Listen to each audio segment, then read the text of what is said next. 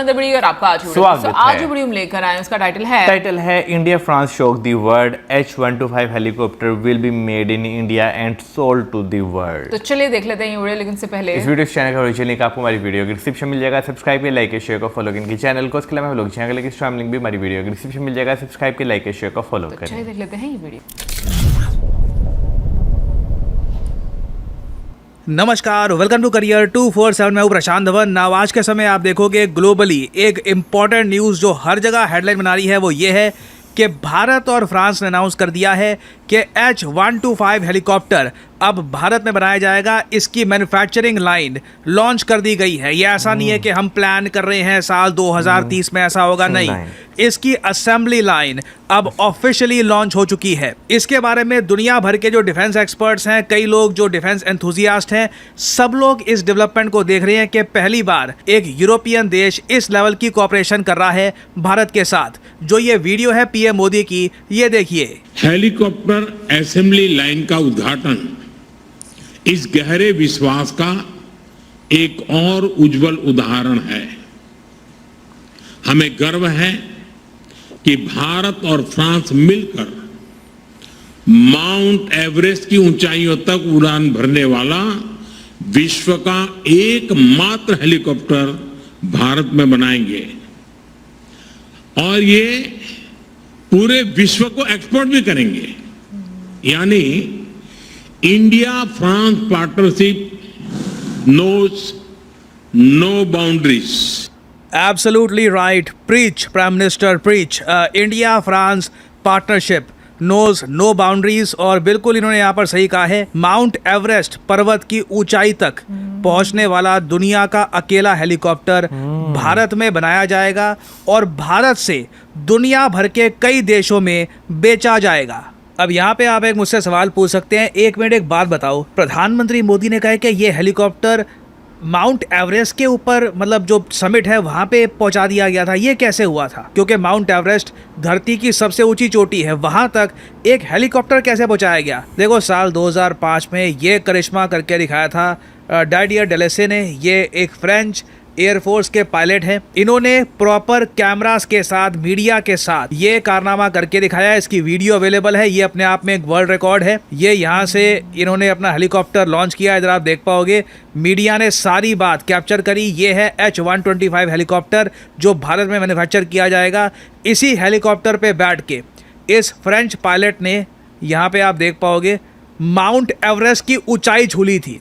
ये properly mount Everest के summit पर गए, वहाँ पर 3 मिनट के आसपास रुके। वर्ल्ड रिकॉर्ड जब एस्टैब्लिश हो गया कि इन्होंने कर दिया है, उसके बाद ये नीचे गए। ये एक बहुत ही ज़्यादा, मैं कहूँगा, डेंजरस एक मूव था। कुछ भी चीज़ अगर गलत हो जाती, हवा का बहाव या कुछ, हेलीकॉप्टर मालफंक्शन कर जाता। बट इस हेलीकॉप्टर की आप कह लीजिए क्वालिटी इतनी अच्छी है, डिज़ाइन ओवरऑल फ्रेंच इंजीनियर्स ने इसको इतना अच्छा किया है कि माउंट एवरेस्ट की ऊंचाई और जो ठंडा वहाँ पे एटमॉस्फेयर है वो भी इसने झेल लिया। इधर आप देख पाओगे, ये माउंट एवरेस्ट की चोटी पर यहाँ पे ये हेलीकॉप्टर यहाँ पर गया, 3 मिनट तक यहाँ पे टाइम बिताया और इसी से टेक ऑफ करके ये हेलीकॉप्टर फिर नीचे आ गया। It was an incredible moment. और आप देख लीजिए, ये एक ऐसा वर्ल्ड रिकॉर्ड है जिसका आज भी मेंशन किया जा रहा है by the Indian prime minister. और यहाँ पे आप देख सकते हैं tweet by the defence minister of India. ये कह रहे हैं कि पीएम मोदी और फ्रांस के प्रेसिडेंट इमानुएल मैक्रोन ने वर्चुअली इनॉग्रेट किया है the final assembly line of H125 helicopter at Karnataka today. Congratulations to the teams of Tata advance systems और Airbus of course European company है, टाटा एडवांस सिस्टम्स भारत की कंपनी है। और ये दोनों मिलकर भारत में ये हेलीकॉप्टर करने वाले हैं मैन्युफैक्चर। एक बार देखिए, भारत में असेंबली लाइन आ गई ना इस हेलीकॉप्टर की, that means we have total control. कल को जितनी भी यूनिट्स इसकी प्रोड्यूस करनी है, हम प्रोड्यूस कर सकते हैं।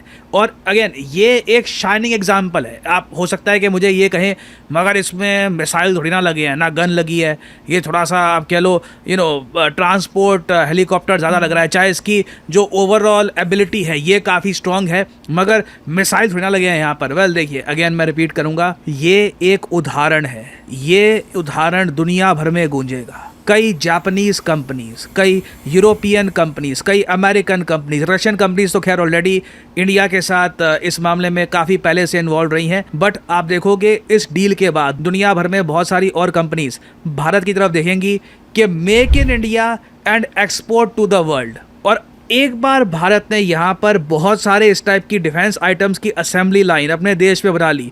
आप देखोगे डिफेंस एक्सपोर्ट से ही हम काफ़ी हद तक अपना जो करंट अकाउंट डेफिसिट है इसको बिल्कुल ठीक तो नहीं कर पाएंगे, मगर कुछ हद तक इम्प्रूव कर लेंगे। अभी जो इम्पोर्ट ज़्यादा हो रहा है, एक्सपोर्ट कम हो रहा है ना, इसमें थोड़ा बहुत हम फिक्स कर सकते हैं यहाँ पर अपने डिफेंस एक्सपोर्ट को इंक्रीज करके। और मैंने आपको काफ़ी टाइम पहले से कह दिया था कि भारत और फ्रांस की पार्टनरशिप इन द फ्यूचर बहुत ज़्यादा इवॉल्व करेगी। परहैप्स यूरोप में भारत का सबसे इंपॉर्टेंट एलाई। कुछ लोग तो ये भी कहते हैं, अगर हम बात करते हैं ना ट्रस्ट, लॉयल्टी की, फ्रेंडशिप की, तो परहैप्स फ्रांस आज के समय इंडिया का बेस्ट पार्टनर है। आप कह सकते हैं वेट व्हाट अबाउट रशिया?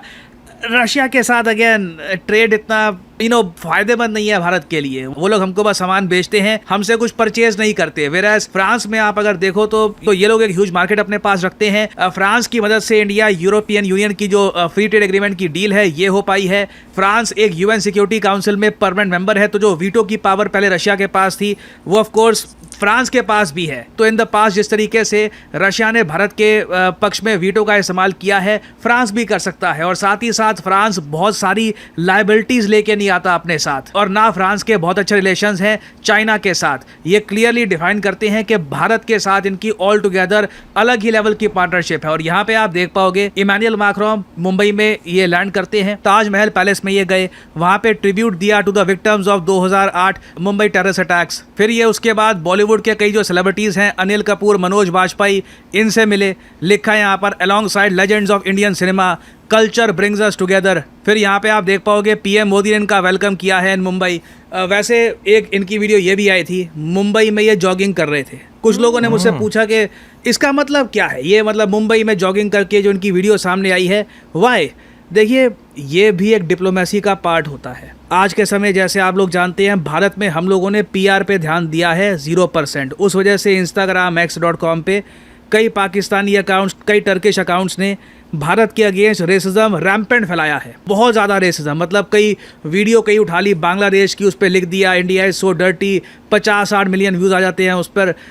उससे इंडिया की इमेज को भारी नुकसान पहुंचाया गया है। आप सोच कर देखिए, फ्रेंच प्रेसिडेंट जब मुंबई में इस तरीके से जॉगिंग करते हैं ना, ये अपने आप में एक पीआर है, ये अपने आप में एक मैसेज है दुनिया को कि ये इंडिया है, दिस इज़ इंडिया। वो जो इंस्टाग्राम पे या फिर सोशल मीडिया पे लगातार आप देखते रहते हैं, that is not all of India. कई यूट्यूब के इन्फ्लुएंसर्स हैं, वो मैंने देखे हैं, जब मार्केट की वजह से, पैसे की वजह से भारत में आते हैं, उनके मुंह से खुद निकलता है कि जो सोशल मीडिया पे देखा था भारत, उससे तो काफ़ी बेहतर है, काफ़ी डिफरेंट है।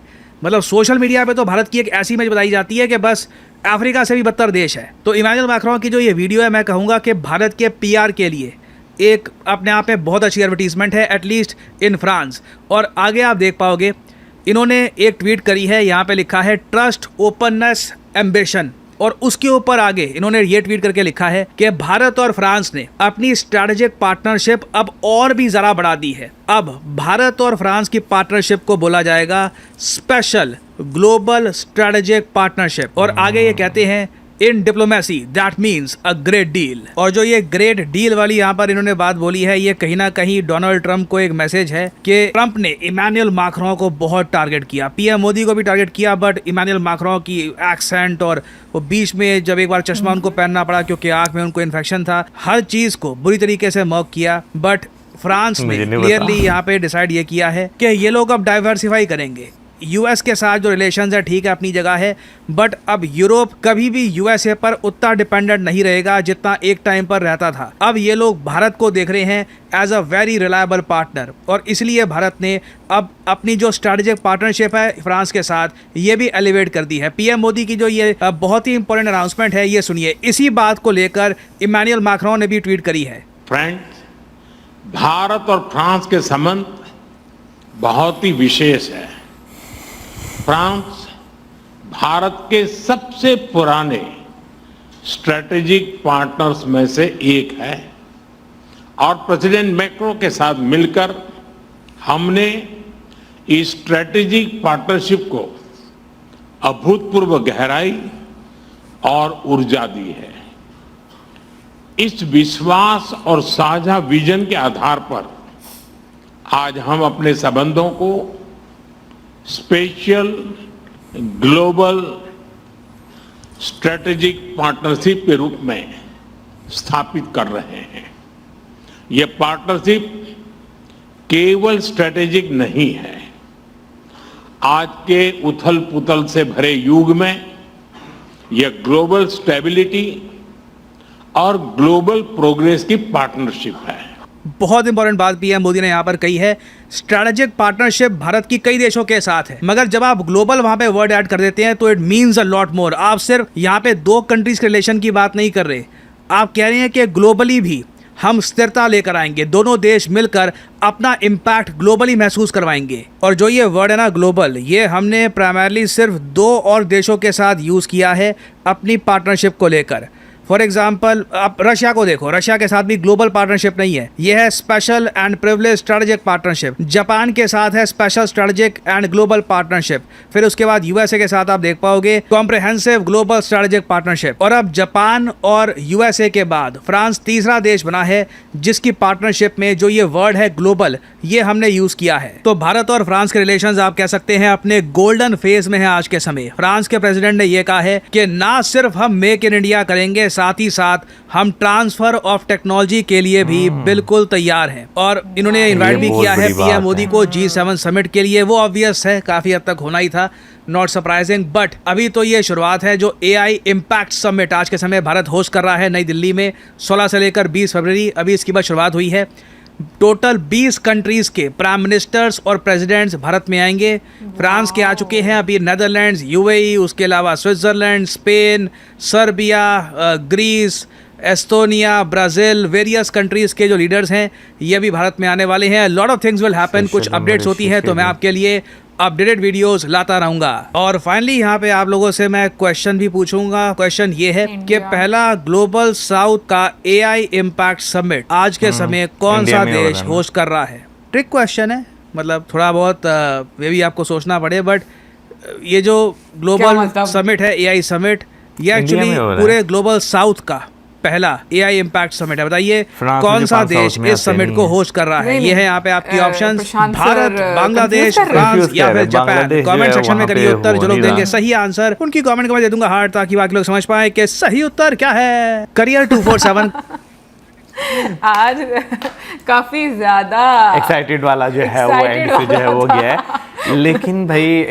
वाकई में ये एक बहुत बड़ी न्यूज़ है कि भाई हेलीकॉप्टर जो है H125 जो है वो इंडिया में जो है वो असेंबल जो है वो किया जाएगा। उसकी एक प्रॉपर जो है यानी कि इन द एंड जो एक शेप होती है वो इंडिया में जो है वो दी जाएगी। ठीक है, अभी जो है भाई वहाँ पे मैन्युफैक्चरिंग नहीं होगी, उसकी सारी चीज़ें नहीं बनेगी, सारा बना बनाया फ्रांस से आएगा और वो सिर्फ असेंबल इंडिया में होगा। लेकिन ये भी मैं कहता हूँ कि भाई एक बहुत बड़ी अचीवमेंट है कि एक ऐसा हेलीकॉप्टर जो अपनी कैपेबिलिटीज़ के लिहाज से जो है वो बहुत ज़्यादा फेमस है, वो इंडिया में मैन्युफैक्चर होगा। इससे आपकी एक तो मेरा ख्याल है कि लोकल टूरिज़्म जो है ना वो बहुत ज़्यादा बूस्ट होगी। वो किस तरीके से कि भाई आपकी जो है ना हम जैसे देखते हैं डिफरेंट जो जगहें हैं वहाँ पे इंडिया की हेलीकॉप्टर सर्विसेज जो है वो होती है, जैसे केदारनाथ जो है वहाँ पर आपको जो है वो देखने को मिलता है। तो और भी बहुत सारी ऐसी प्लेसेस होंगी जहाँ पर जो है भाई आपको जो है हेलीकॉप्टर टूरिज़्म में, फिर उसके बाद जैसे लोग प्राइवेट जेट इस्तेमाल करते हैं,